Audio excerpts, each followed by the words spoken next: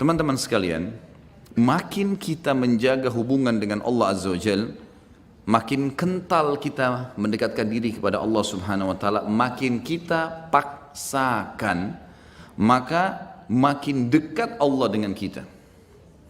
Misal contoh, antum praktekin, buat jadwal 1 bulan dari sekarang atau 1 minggu dari sekarang, 1 bulan lah dari sekarang.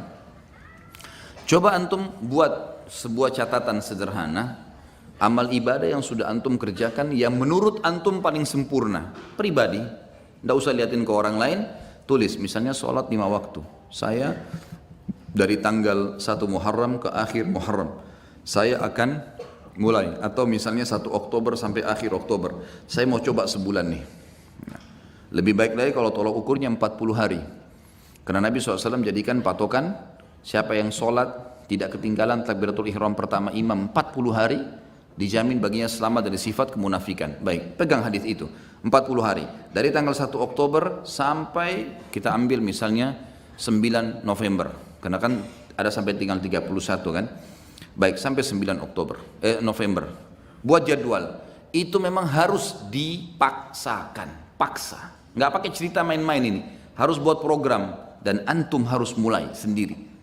Paksain. Mau apapun godaannya, tidak ada ceritanya. Seperti antum kalau lagi lapar, orang mau bicara apapun, antum tidak pusing, yang penting saya harus makan dulu, karena laparnya berbahaya. Seperti itu butuhnya dengan ibadah.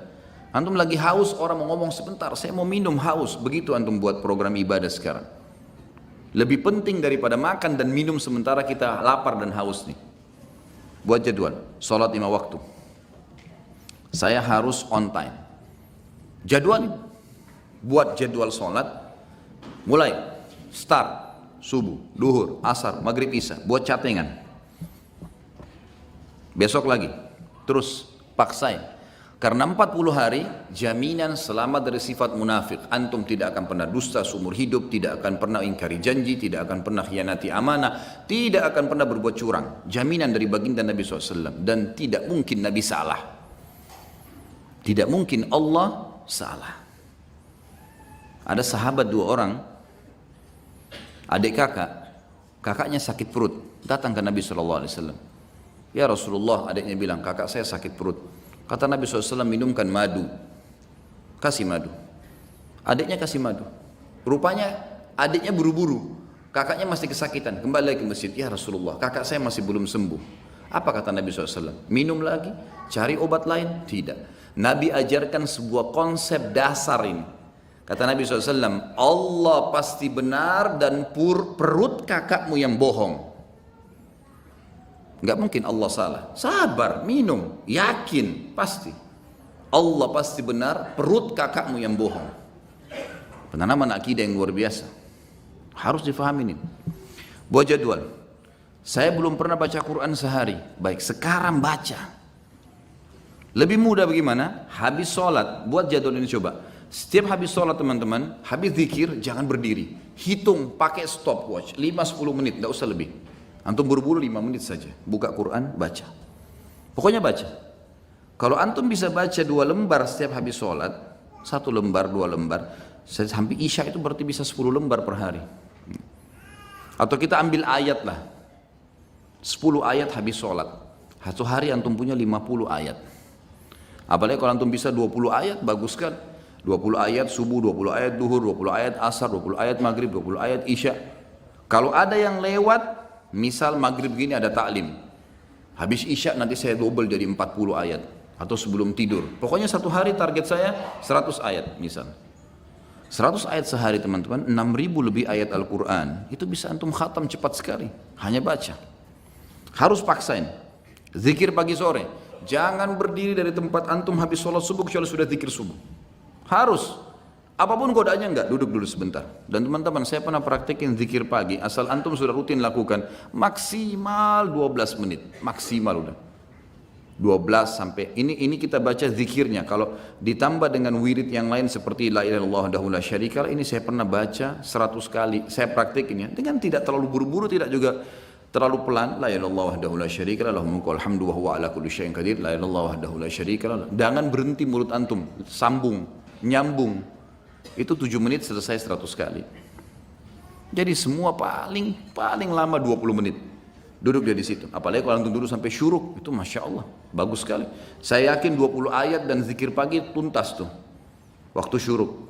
Jangan ngomong teman-teman sekalian, kecuali ada taklim. Syuruk tapi ngobrol di pojok sana, ngobrol di sana, ada apa ngobrol? Nanti sebentar ngobrol itu. Kasih haknya, jadwalin. Harus sudah selesai nih. Habis asar jangan berdiri. Tunggu sampai zikir antum sore selesai. Syaitan punya standar godaan. Nanti aja di jalan, nanti aja di rumah. Sampai sekarang masih banyak pasti belum zikir sore ini. Syaitan suka goda. Duduk, paksain, jadwalkan, gitu kan? Sehari itu semua amal-amal harian yang rutin semua harus on time. Antum jalanin seminggu lah, on time. Fokus ini saja dulu.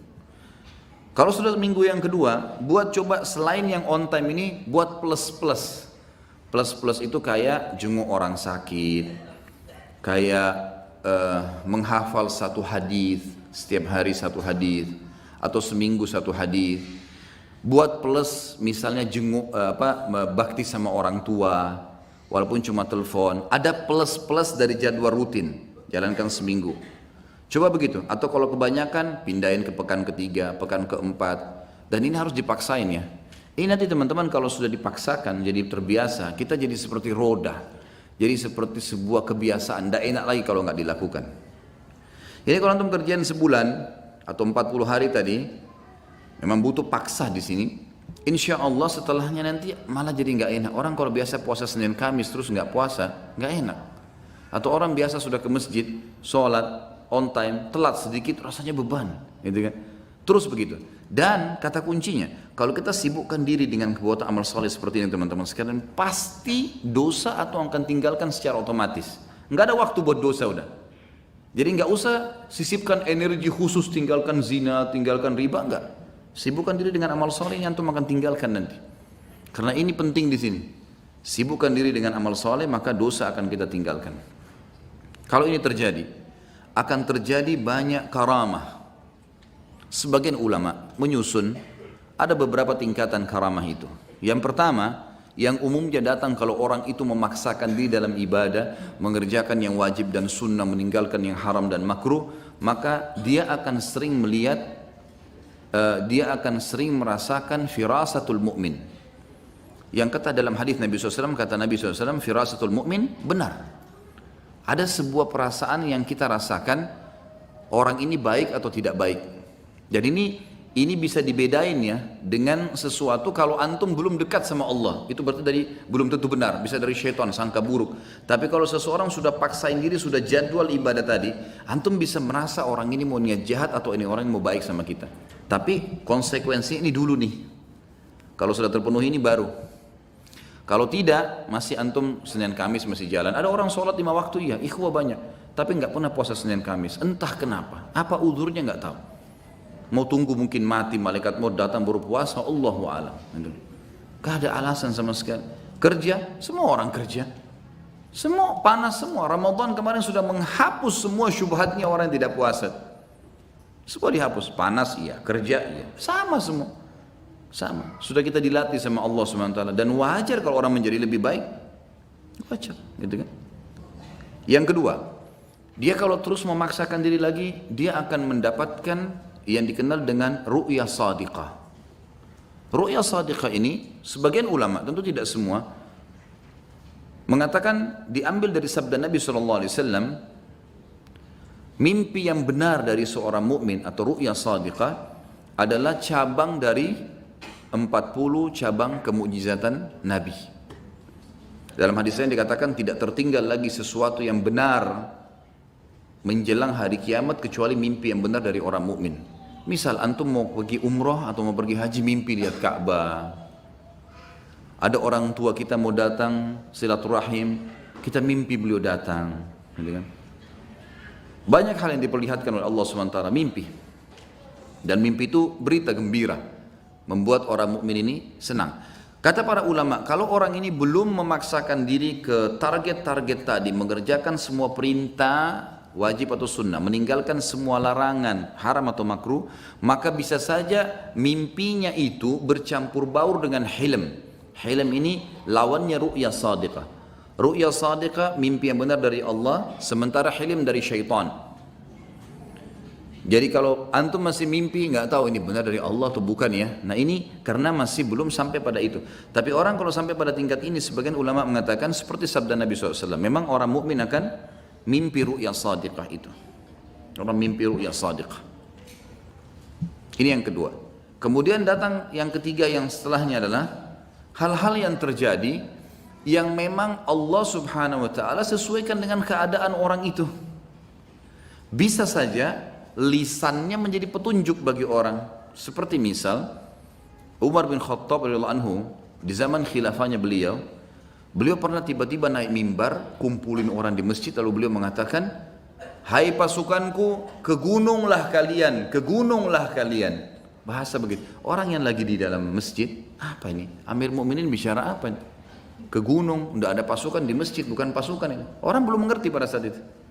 Lalu Umar bin Khattab turun dari mimbarnya. Orang juga nggak ada yang nanya. Selesai.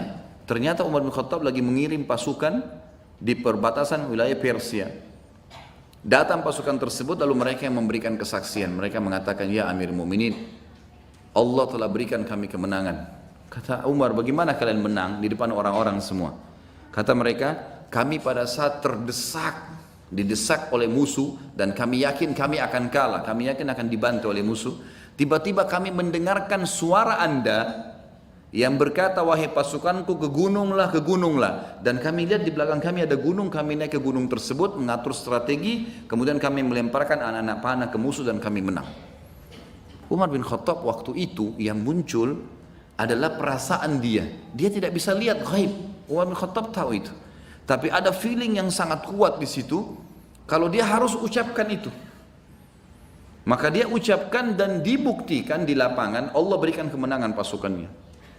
Tapi ini bukan orang-orang yang biasa, bukan orang yang baru Senin Kamis sholatnya, baru 2 kali 3 kali datang taklim, baru tiba-tiba mau, apalagi kalau sudah pakai aku dan saya tadi, lupain sudah ini.